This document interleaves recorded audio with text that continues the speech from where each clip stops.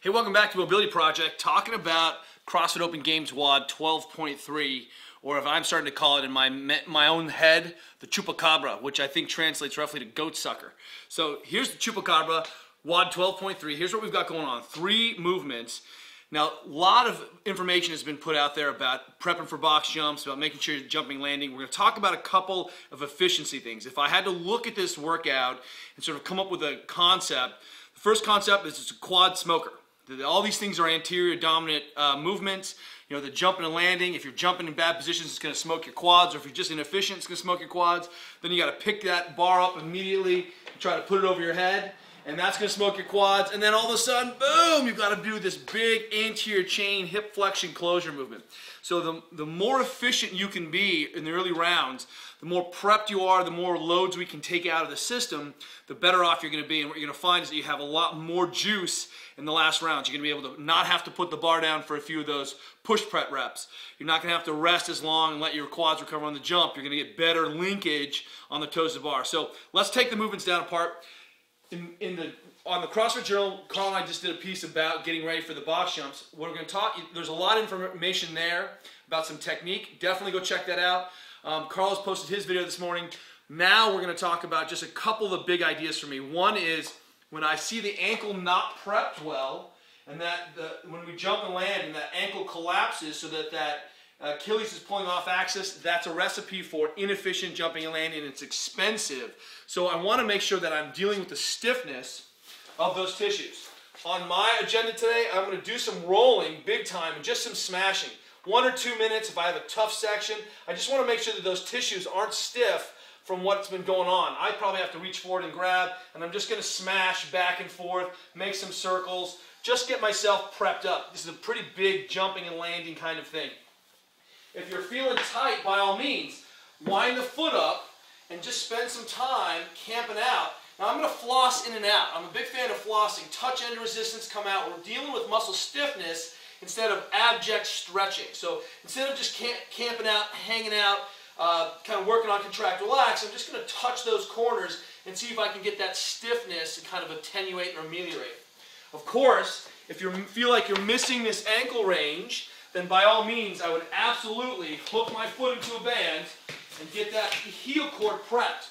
Probably more important is band on the back of the heel this time, because it's really going to kind of affect what's happening with the heel cord.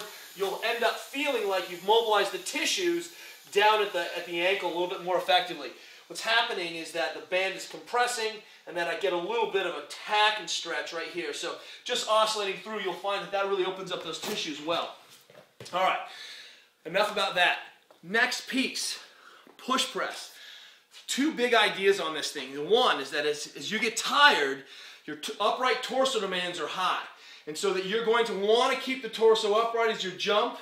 That's natural. I'm saving my energy for every time I dip forward or out of position. It's expensive. So what ends up happening is as I fatigue, and as we witness people fatigue, we end up kind of dripping into this knee forward position, which is not a very effective way to jump or land. So what I'm thinking is, just like when I jerk heavy, I want to shove the knees out. That's my receiving position for the Olympic lifts. What it does is it puts the load back onto the hip and off the knee. So if I start to see knees tracking forward, one of the things that's happening is we're going to see that gimbaling of the knee. The knee's wobbling back and forth. Quads start to smoke. This is the first thing that's going to go. And the problem is that that's jumped. I've just smoked that in jumping, because it's hard to jump and land in these good positions. So I know I can control that in this push press, front rack, squeeze the butt, knees out to be in that jumping position. That's going to be a much more effective way to keep the torso upright. As I get tired, my knees aren't going to want to keep me in this easy position. I can do this when I'm strong. What will end up happening is you'll saving your quads, and you'll start dipping forward. That's when you're going to miss push presses. That's when you're not going to be able to get overhead. So keys: torso upright, squeeze your butt before you start, jump knees out. Slight turn out with your feet, maybe 5 degrees. Keep the torso upright, be efficient and connected. If you can receive that and jump back up in one motion, I think that's fantastic, but this will set you up either way to save the range off your quads. Now, as we're working on that front rack position, I really want to be jumping the bar up with my throat. So I'm organized, and I'm trying not to let the bar slip down my chest, which we'll end up seeing with a lot of our less experienced athletes. Forearms pretty vertical. I'm in that plane of scaption, trying to create torque. And this is what we talked about last week. As I come down, I don't want to lose my torque. I want to come down thinking about bringing the elbows in, just like I was doing a push-up, just like I was bench pressing, trying to create torque on the way down, so that I arrive at high torque and range and can jump back up again using the chest to throw it. As I get tired, I'm going to come down. I'm going to be in a low torque environment. The bar's not going to receive well on my neck. So I'm going to try to use my chest to jump up the weight, as in not using the arms. And as I come down, I'm thinking about bringing my elbows in just a little bit into a good pressing position, that 45 degrees, that plane of scaption, that puts me in a good position to kind of reclaim and do some torque farming on the way down. Prepping for that, big time front rack prep. My two favorites, of course, getting into the front rack, opening up this position.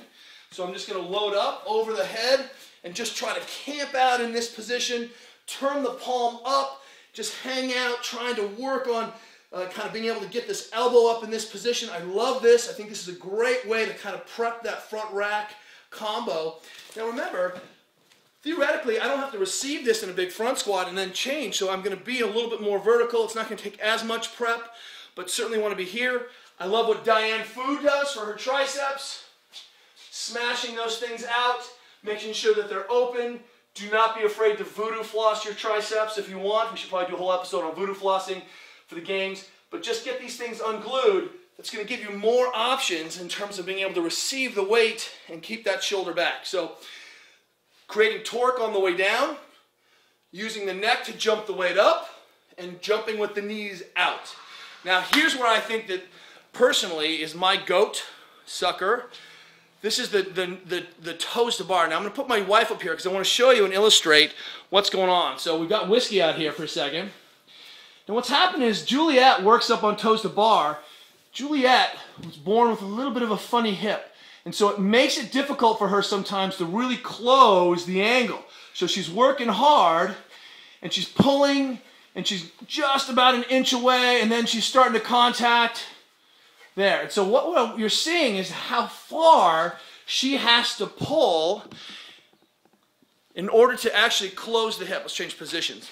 So what's happening is that if Juliet is limited in some of her hip range of motion, i.e. doesn't have an easy 130, then she's going to have to do a lot to try to lean back and then really cook her abs to be able to close it up from the pelvis. I want to get as much free motion as in almost a perfect hip hinge so that I can basically just fold down, have to do a very little movement, and then my legs can just come up to my face and kick me in the face, like Wee Man kicking himself in the face. So two couple concepts for this. First, I'm going to go ahead and floss some stiffness behind the knee. I love this. This is an easy way to just kind of grind through some of the stiffness in those hamstrings. This is a big hamstring limiter, and then I'm just going to go ahead and tack my way down from the base of the knee, especially in that kind of low distal hamstring. I'm just going to floss back and forth, unglue some of that stuff, hit the high hamstring. I think this is just a nice, easy way to just kind of sandwich out, go side to side. That's one. Number two, pure hip flexion. We're going to do a version of the capsule mode. I've got the band low. I'm going to wind that thing up, get as much weight going through the hip as I can, and then I'm going to fold back. And then what's happening is the band is pulling the hip to the back of the socket, and that sets me into trying to get the hip approximating the back of the joint where it's effectively, and then I'm mobilizing that hip capsule so I can get into a little bit more of an easily hip-hinged flex position. And I'll just oscillate back and forth here. This makes such a big difference as I try to close the hip.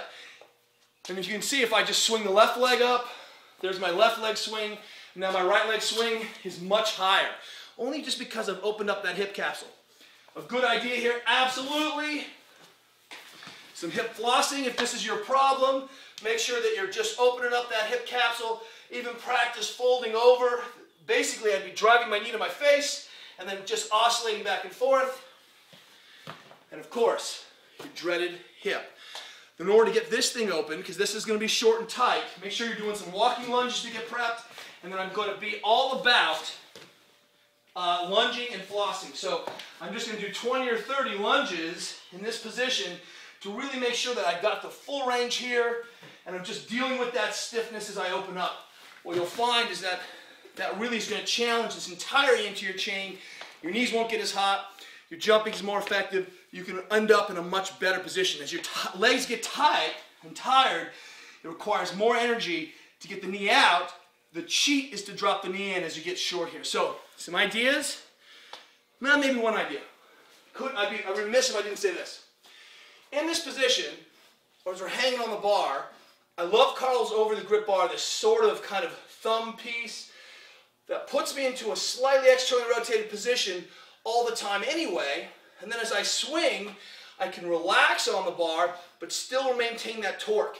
If I'm always backswinging and ended up with the kind of shoulder out in that backswing, it's hard for me to reconstitute that torque, reconstitute that energy forward. So definitely just be thinking about using the hand over the grip, trying to hang with a little bit of external rotation torque so that when you pike and into that knees to elbow, you have something to pull off of. You don't have to reconstitute that from nothing from this open shoulder.